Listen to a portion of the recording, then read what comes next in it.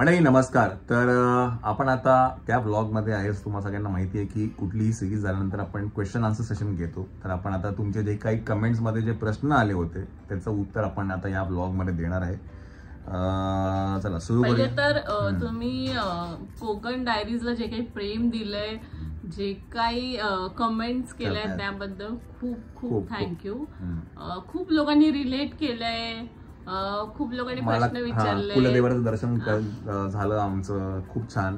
बघा, ब्लॉगिंगचं पार्टच तो आहे की एक्सप्लोर तर आपण करतो पण ऍट द सेम टाइम तुम्हालाही ते बघायला मिळतं. आणि एक काय असे अनेकदा प्रश्न म्हणजे कमेंट्स असतात की आम्हाला घर बसल्या हे सगळं बघता येतं. सो ही खरं गंमत आहे ब्लॉगिंगची, आहे की नाही? आणि आम्हाला पण ते तिकडून जाऊन आल्यानंतर बघायला खूप मजा येते की अरे आपण काय केलं होतं.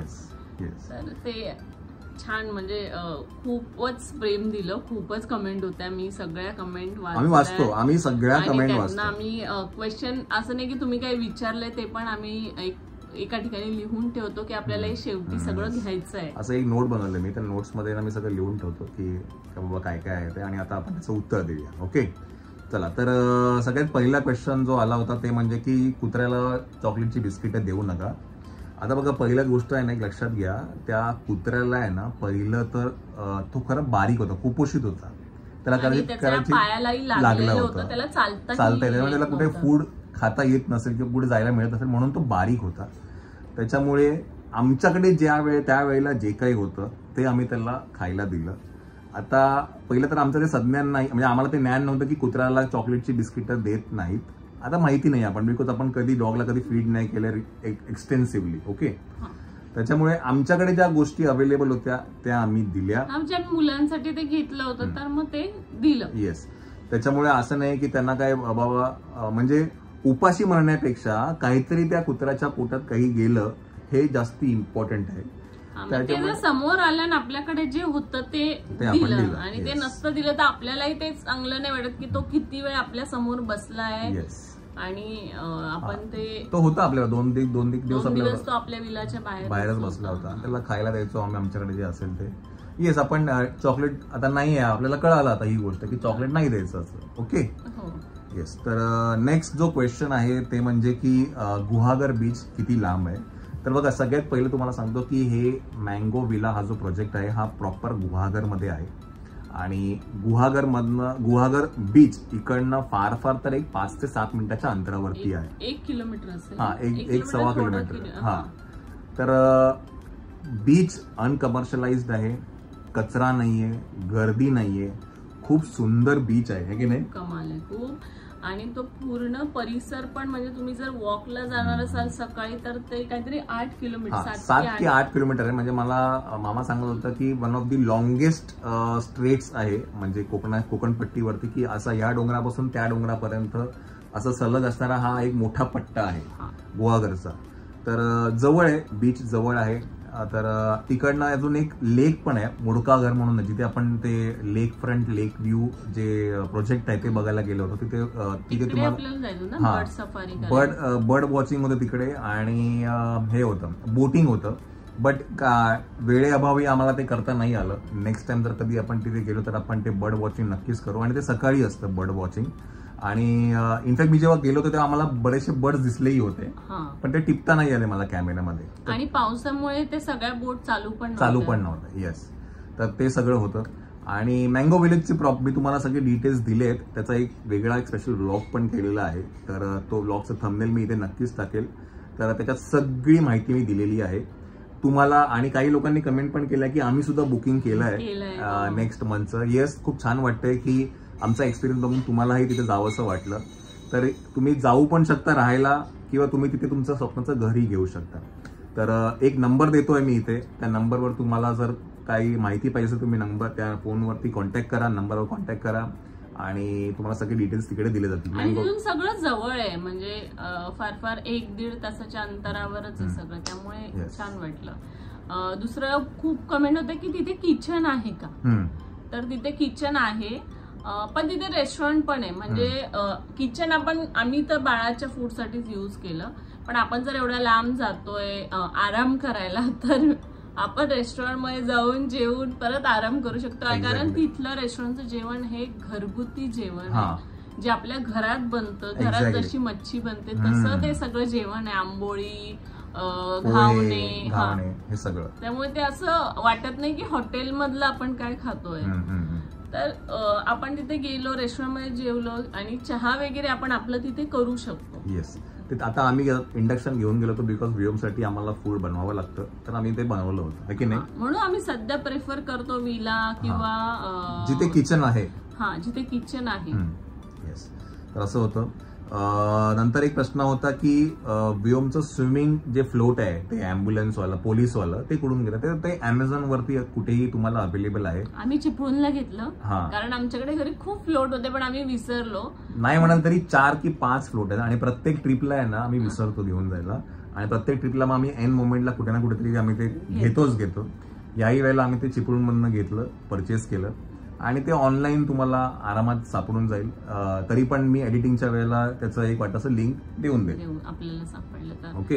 आणि व्हिओमचा टिफिन, व्हिओमचा जे एक तो ब्ल्यू आणि तो एक डब्बा होता स्टेनलेस स्टीलचा, त्याच्यामध्ये जेवण बऱ्यापैकी गरम राहतं. 6 तास तर आरामात गरम राहतं, आहे की नाही. तर ते आहे युअर बेसिल. मी तुम्हाला एक त्याचं हे दाखवतो, साईडला त्याचं हे टाका. येस. तर हे आहे बेसिल म्हणून आहे बघा. हे असं एक वेबसाईट आहे, इकडनं आम्ही ते मागवलं होतं. तर बरेच कलर्स आहेत बघा, इथे येल्लो, ऑरेंज, हे बरेचसे कलर्स अवेलेबल आहेत. तर या वेबसाईटची लिंक मी खाली डिस्क्रिप्शन बॉक्समध्ये नक्कीच देईल आणि त्याची जी काही डिटेल्स आहेत तुम्ही नक्की चेक करा. वेबसाईटचं नाव आहे युअर बेसिल, yourbasil.com. ओके. तर इकडनं आम्ही ते मागवलं होतं. चला नेक्स्ट प्रश्न काय आहे आपण तो बघूया. बरेच की तिथे खूप काही आहे फिरण्यासारखं. अजून बरेच कमेंट होते आपल्याला की इकडे जा तिकडे जा, पण तेवढा टाइम नव्हता आमच्याकडे. त्यामुळे आम्हाला जे एक दिवसात आम्ही एक दिवस ठेवलेला की एक्सप्लोर करायला, ट्रॅव्हल करायला. तर बऱ्याच जणांचा कमेंट हे पण होतं की तेच की अजून काही जागा आहेत, गुप्त जागा आहेत. हे बामणगड म्हणून काहीतरी जागा आहे. तर बऱ्याचशा जागा आहेत अदर दॅन हेदवी वेळणेश्वर. तर नक्की आम्ही नेक्स्ट टाइम जर कधी यायचं झालं तर आम्ही नक्कीच इन्फॉर्म करू, तो जेणेकरून हे जे अनएक्सप्लोर्ड प्लेसेस आहेत ते आपण नक्कीच एक्सप्लोर करू, आहे की नाही. येस. नंतर कारण व्लॉग जरी 12 पार्ट आले असतील तरी आम्ही फक्त 3च दिवस होतो तिथे. पण पूर्ण दिवसाचं आपण काय म्हणते पार्ट्स मध्ये एकच ब्लॉग असा नाही बनवू शकत. बघा एक लक्षात घ्या, युट्यूब मध्ये आहे ना जेवढा मोठा ब्लॉग जर करतो ना आपण, तर ते काय होतं ना एका पॉईंट नंतर आपण ते नंतर बघत नाही. आणि अपलोडिंगला खूप वेळ जातो. त्याच्यामुळे मग मी काय करतो, जास्तीत जास्त आम्ही बघाल तर 12 ते 18 मिनिटाचा आपला एक ब्लॉग असतो. अगदीच काय झालं तर एक 20-25 मिनिटावरती जातो. पण त्याच्यावरती जर गेला ना तर मग ते एडिटिंग, अपलोडिंग या सगळ्या गोष्टीला ना खूप हे जातं. त्याच्यामुळे मग आमच्या चॅनलवरती जे ब्लॉग्स आहेत ते या रेंजमध्ये असतात. त्याच्यामुळे खूप पार्ट चालले. माझ्या मते हा लॉंगेस्ट पार्ट होता. माझ्या मते 12 पार्ट असे कुठले झाले नसतील, है की नाही. फार तर 8-7 पार्ट झाले असतील. पण आपण फिरलो म्हणजे एक्सप्लोर पण तेवढं केलं. एक जण विचारत होतं की दादा तुम्हाला हा एक्सप्लोर शब्द खूप आवडतो, प्रत्येक वेळेला एक्सप्लोर. दुसरं आपण काय म्हणणार आहे, म्हणजे आय थिंक जिथे आपण जातो ते एक्सप्लोरच करतो. त्याच्यामुळे आवडतो आम्हाला हा शब्द. नमिता कोण आहे? बाय द वे ह्याच्यावरती एक वेगळा ब्लॉग केलेला आहे, त्याचं एक थंबनेल आहे, ते मी इथे टाकतोय. डिस्क्रिप्शन बॉक्समध्ये त्या ब्लॉगची एक लिंक टाकतो, तुम्ही नक्की जाऊन बघा नमिता कोण आहे की नाही. खूप जणांनी म्हटलं तुम्ही छान तिला सांभाळून घेता, हे करता. येस, बिकॉज ती तेवढं काळजीपूर्वक त्या पोरांना सांभाळते, त्यांचं बघते. तर काय म्हणतात आपण आमची फॅमिली मेंबरच झाली. येस. तुमच्यामुळे कुलदेवताचं दर्शन झालं. बघा ते आमच्यासाठी म्हणजे खूप मोठी गोष्ट आहे. तुम्ही हे असं काही आम्हाला सांगतायत. ब्लॉगचं माध्यमच ते आहे की it is all about exploring places आणि तुम्ही घर बसल्या त्या गोष्टी बघताय. तर खरंच आम्हाला खूप भारी वाटतं की असं कोण कोण काहीतरी कमेंट करतं, आम्हाला घर बसल्या हे बघायला मिळालं, कुलदेवताचं दर्शन झालं, कोकण असा नजरेतनं बघायला मिळालं, तुझं बोलणं, हे सगळं आपण जे एक्सप्लोर करून सांगतो ना डिटेलमध्ये, हे लोकांना खूप आवडतं. येस. तर thank you so much, thank you for this. नंतर ओशन फ्लाय. आम्ही जी झिपलाईन केली, म्हणजे मायराचं ते करायचं होतं, मायराला झिपलाईन करायची होती. आणि पहिलं तर मायराला ऍडव्हेंचर स्पोर्ट करणं हे आमच्यासाठी थोडं सरप्राईजिंग होतं. नाशिकला तिने केलं होतं, पण हे कसं ना ओव्हर दी ओशन होतं आणि तरी तिला करायचं होतं. मी तिला मुंबईतच दाखवलं होतं की आपल्याला असं असं काही आहे ते करशील का, ती हा बोलली मला आणि सरप्राइझिंगली तिने ते केलं. तर 2 वेळा केलं. हा, सेकंड टाइम श्वेता का गेली, कारण का मायराला करायचं होतं आणि मग ते दोघी एकदम म्हणजे मग मा बेटी गेल्या शेवटी, की नाही. मजा आली. तर त्याचा आहे ना ऍड्रेस सांगेल मी तुम्हाला. आरेवारे बीच आहे. आरेवारेचा जो काय म्हणतात टर्न आहे, त्या टर्निंग वरतीच तिकडे ते ओशन फ्लाय म्हणून आहे. तुम्ही जर गुगल मॅप वरती जर हे टाकलं ओशन फ्लाय म्हणून आहे तर ते तुम्हाला नक्कीच त्याचा ऍड्रेस मिळून जाईल. तरी पण डिस्क्रिप्शन बॉक्समध्ये मी त्याची लिंक टाकेल त्या गुगल मॅप लोकेशनची आणि डिटेल्स मी नक्कीच तिथे टाकेल. Okay, about ocean fly. नंतर हा रिपीटेड व्हिडिओ का टाकला दादा, काय आम्हाला येडा बनवता का? बाबा मंडळी, असं काही नाहीये, येडा बिडा बनवायचं काही नाही. It is an human error. आमच्याकडनं चुका होऊ शकतात, माणसाकडनं चुका होतात. तर असं काही नाही की जुना ब्लॉग टाकायचा आणि वेगळा थंबनेल टाकायचा आणि ते काय व्ह्यूजसाठी आपण ह्या गोष्टी करत नाहीये. चुकून माझ्याकडनं 12च्या ऐवजी 11 ब्लॉग अपलोड झाला आणि ते नंतर मला जेव्हा कळालं अर्ध्या रसाने, इमिडिएटली कमेंट्स वाचल्या, इमिडिएटली मी तो पॉज केला आणि नेक्स्ट नवीन जो ब्लॉग अपलोड करायला तो हे केला. त्यामुळे असं काही नाही की आम्हाला मूर्खात काढतं काय, म्हणजे कमेंट भरपूर आल्या, पण बघा आपल्याला तसं काही नाहीये. मला चुकून झालं आपल्याकडनं त्या गोष्टी आणि चुका माणसाकडनं होता. Okay, so extremely sorry. त्याच्यामुळे रिपीटेड व्हिडिओ आला, तर असं सगळं होतं आहे की नाही. तर कोकण डायरीज, तर ही सिरीज आहे ही इथे एंड करतोय आपण. आता काय दिवाळी येते, दिवाळीची सगळी लगबग सगळी आता चालू होते.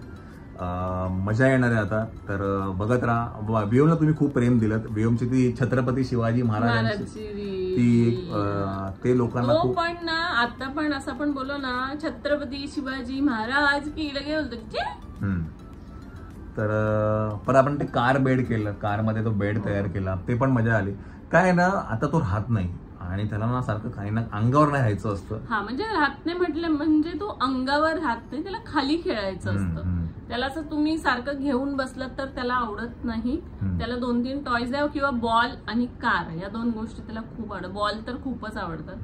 तो त्याचा बॉल थ्रो करतो, पकडतो, परत खेळतो, त्याचं असं आहे. त्यामुळे गाडीमध्ये त्याला आता माहिती नाही, त्याला ते थोडं आवडत नाहीये. पण असं फ्लॅट असेल तर, पण मी नेक्स्ट टाइम आपण आहे ना ते हे वाला ट्राय करूया. अमेझॉन वर येतं ना फुगवायचं, म्हणजे मधल्या सीट, म्हणजे आपण जिथे बसतो ना एक कार इन्फ्लेटेबल हे येतं. मला कळालं तुला काय म्हणते. आणि एकाने आपल्याला कमेंट करून सांगितलं पण होतं की दादा तुम्ही हे ऑर्डर करा. तर नेक्स्ट टाइम आपण ते एक्सप्लोर करून बघू कसं आहे ते, काय आहे ते, जेव्हा आपण घेऊ ते, हे की नाही. तर असं सगळं होतं. Konkan diaries comes to an end. Thank you so much for all the love and support. आणि आता परत आपण अशाच एका व्लॉगमध्ये भेटूया आपण. Till then take care, bye.